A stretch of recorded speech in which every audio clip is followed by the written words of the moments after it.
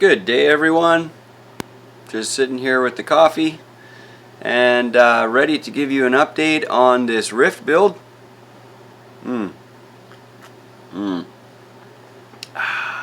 That's some good coffee. We have lots of new stuff to talk about today.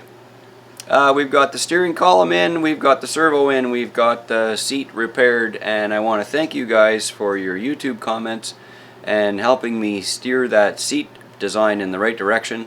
I realized after the comments that there was no seatbelt strap holes for the harness in the seat, so I thank you very much for your comments, and then we've updated the design. We're going to show you that today, and let's dig in. This is the way the dash was when we first started this new project on the interior. Basic, and there's a hole there for the servo, so obviously that's the next thing to fill in. And you know, I kind of did this on stages, you know. So hey, look at that, a test print. Man, I sure do love 3D printing for testing stuff. So the servo is kind of just I added a little tab on the side there to hold the other side of the servo. This was the original plan anyways, but it just took a while to get the process going. You can see it sort of fits in there. This is a typical little 9-gram servo. It's simple. They're cheap too. And then that looks ugly there, so I had to make this little column, steering column cover for it, and then a steering column that holds on the servo horn, and then of course a steering wheel. So, you know, that's the layout of the parts there. The turning part fits inside that main column post so that the servo can turn the middle part, and the post kind of is held in place by that big long steering column there. It looks long, but it's actually not when you see it in the vehicle. Tiny little 9-gram servo. You can get those just about any retailer now. They're small. And the way that this assembles is the servo screws come through the back, through the dash, and then they thread into that block that holds the steering wheel swivel all the way through. It's time to get the rest of the dash electronics moved over from the old dash print to the new dash print. That's the next thing I'm going to do.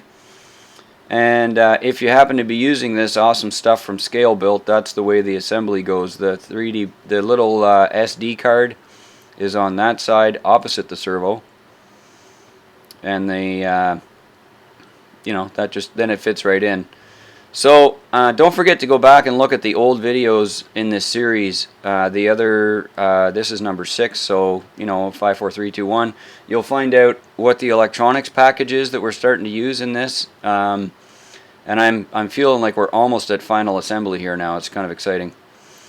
So there's a strap here that covers the back of that. Now, Scale Built told me in no uncertain terms that those OLED displays do not respond well to any sort of glue or cement or anything like that. So I opted to build an indent in the dash and then hold the thing in with a strap, because that way there is no glue whatsoever to hold that OLED display in there. And the same with the top dash piece you'll see in a minute, where the rollometer is located. There's no glue in that either.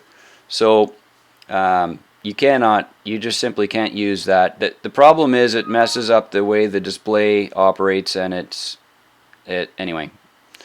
So you add the strap holes, screws in the strap holes in the back. They're little tiny M2 by 5s.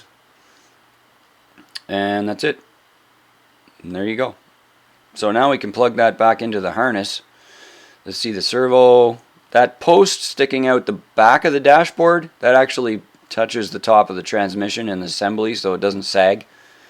It just makes it a little stronger. And there's side holes on the dashboard that fit into the post from the original tubing bar that was there. So this thing basically just kind of clips in. You pull the cage out, and then you drop the dashboard down, and it fits over that post that's in the side tube. And then you push it down, and it sits right on the transmission. So there's the rollometer now. And the rollometer, I'm not gluing that on yet. The housing for the rollometer is plastic. The dash is plastic, and I will eventually glue those two together when it's all done and said and done. But for now, I'm just going to shove it in the hole here where it's supposed to be. It just sits there. And then the dude can now put his hands on the steering wheel and steer the car. You know, this is the time to make like racing noises. Yeehaw! Vroom vroom. Now the dash post doesn't look quite as long now as it did when it was sitting on the bench. Once you get this whole thing together, you realize the package is actually, you know, a pretty good balance. That's an axial steering wheel from an axial tree. I like it a lot for this particular build. And it's right in the perfect spot for this guy's arms and hands. Here's the seat mod I was talking about. Thanks to the YouTube comments for reminding me to do that, and I just dropped in the strap slots in there. And gonna bolt that new seat in. So the old seat comes out, new seat goes in. The seat is attached with these two screw holes in the top of the cage work, at the back of the cage work there. And then you just screw right in. The screw is an M2 by 10, so no big deal finding those and dropping those in. There's one on each side of the seat back there. And if you look down the seat, you'll see right where the guy's butt is. I just covered it with my hand here, but where this guy's seat butt is, there's like a slot in the seat right there. You see it? And that's the suspension mount. I opted to not cut off my suspension mount and just make a dent in the seat instead. But they are in conflict there. When you put the driver in, you can't see anything different, so it doesn't matter. Looks cool, eh? Man, that's awesome. Did you notice the engine is in the truck? Love this thing. So, what a cool setup. So, I've been working with Robert from Scale Rat, and we came up with this pretty friggin' awesome V8 that fits right over top of this motor can. And then I whipped up a header design as well that bolts right onto the side of that old battery tray there on the front of the Ryft. And now this thing has like a legit, really cool motor setup. It's so cool. It fits right in perfectly. We'll be sure to give you all the links for those when the time comes. Steering wheel, guy's hands fit right on it. I mean, this is really starting to come together, so pretty excited. Pretty excited. Got to do a little bit more work inside here, and then I can call these prototypes finished.